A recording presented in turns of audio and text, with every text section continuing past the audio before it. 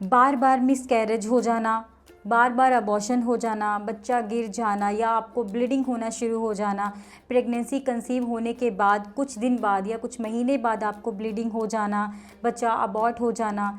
तो आज इस वीडियो में हम इसी के बारे में जानेंगे। किसी ने मुझे कमेंट भी किया था कि मैम मिसकैरेज बार बार क्यों होता है, तो आज हम पूरी डिटेल में इस वीडियो में जानेंगे। मेरा नाम है सीमा विश्वकर्मा।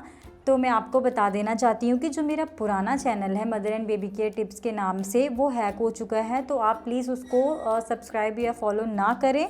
तो जो भी वीडियोस मैं इस चैनल पे डाल रही हूँ इसी को आप देखें और इसी चैनल को आप सब्सक्राइब करें।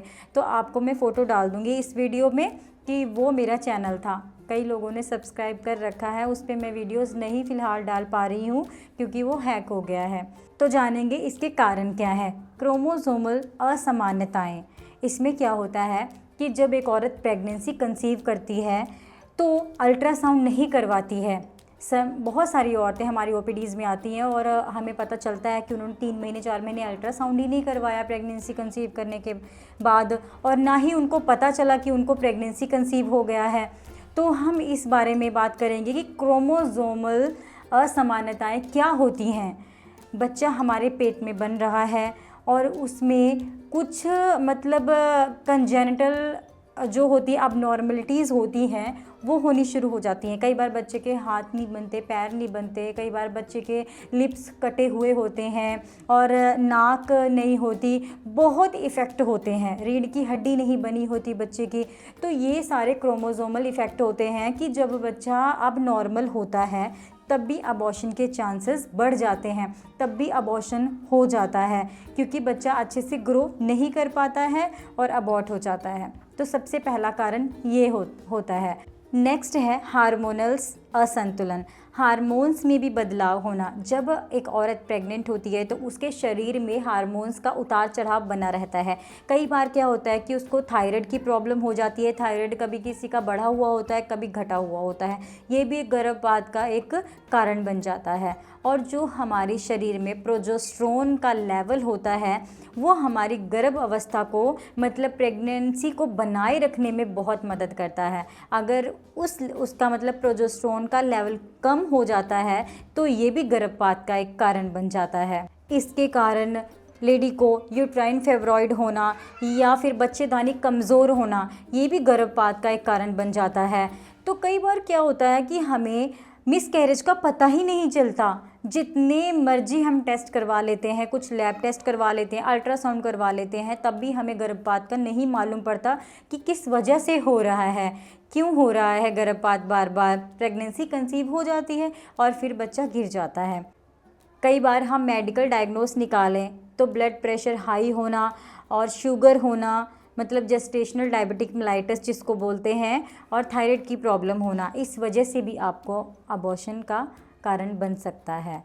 तो आपने क्या करना है, जब भी आपको प्रेगनेंसी कंसीव होता है तब भी आपने अपने डॉक्टर की सलाह लेनी है। सारे आपने लैब टेस्ट करवाने हैं, जो भी आपको डॉक्टर बोलता है वो आपने करना है। इससे आपकी प्रेगनेंसी सेफ़ रह सकती है। कई बार क्या होता है कि हम मतलब अबॉर्ट करना ही पड़ता है।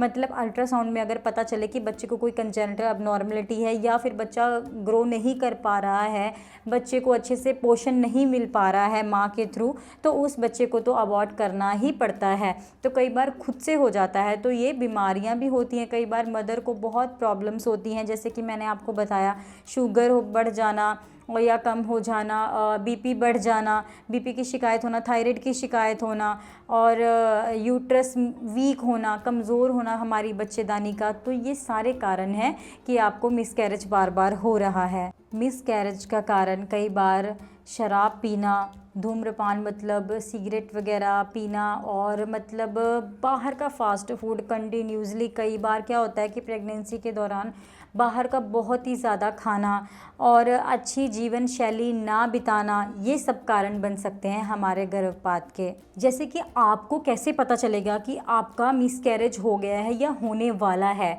आपको नहीं पता चल रहा है, तो मैं आपको बता देती हूँ कि जब आपको गर्भपात होना शुरू हो जाता है तो हल्की हल्की ब्लीडिंग होनी शुरू हो जाती है, थक्केदार, मतलब कि हल्के हल्के क्लॉट्स निकलते हैं, फिर वो ब्लीडिंग हल्की सी हैवी हो जाती है, काफ़ी ज़्यादा ब्लीडिंग होने लग जाती है और हमारे कमर के निचले हिस्से में बहुत ज़्यादा, पहले तो हल्का हल्का दर्द होता है, फिर बहुत ज़्यादा बढ़ जाता है और वॉमिटिंग, नोज़िया जैसे फील होता है। और जो हमारे गर्भ अवस्था होती है, प्रेगनेंसी के जो सिम्टम्स होते हैं वो सारे कम होने लग जाते हैं। तो इसका मतलब है कि आपको मिसकैरेज हो रहा है या होने की संभावना है। मिसकैरेज होने से आप कैसे बचा सकते हैं खुद को, मतलब गर्भपात होने से कैसे बचा सकते हैं कि जब भी आपको प्रेगनेंसी कंसीव होती है या आप प्रेगनेंसी प्लान कर रहे हैं, कई बार क्या होता है कि बच्चे में कुछ अबनॉर्मलिटीज़ होती हैं, उसके कारण भी आपको आपका अबॉर्शन हो जाता है।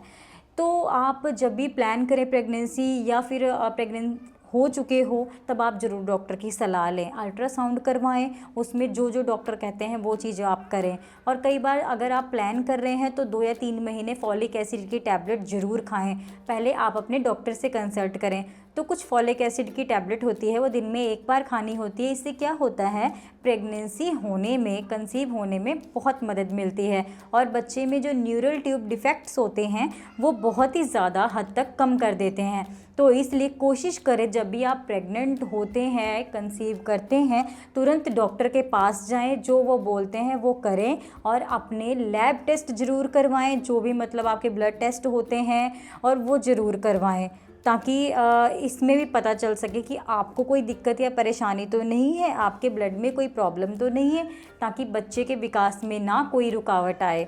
तो मैं तो यही कहना चाहूँगी आपको कि मिसकैरेज का कोई ऐसा मतलब तथ्य अभी तक नहीं पता चला है हमें कि मिसकैरेज होता कैसे है। कई बार बिना सोचे समझे ऐसे ही मिसकैरेज हो जाता है। बहुत हेल्दी प्रेगनेंसी चल रही होती है, 2 या 3 महीने हो गए होते हैं और ब्लीडिंग होना शुरू हो जाता है कई बार। तो इसका अभी तक कारण नहीं पता चला है। कुछ कारण मैंने जो आपको बताए हैं ये मेडिकल कारण है। कई बार हमारे पास पेशेंट आते हैं तो हम उनको देख के ऑब्ज़र्व करते हैं कि ये कारण हो सकता है आपको भी। तो इसलिए कोशिश करें, अपना ध्यान रखें प्रेगनेंसी में और अपने गायनेकोलॉजिस्ट की सलाह लेते रहें। आई होप कि आपको ये वीडियो अच्छा लगा हो और काफ़ी कुछ जानने को मिला हो। अगर आपको वीडियो अच्छा लगे तो चैनल को सब्सक्राइब करें, शेयर करें और लाइक करें। Thank you.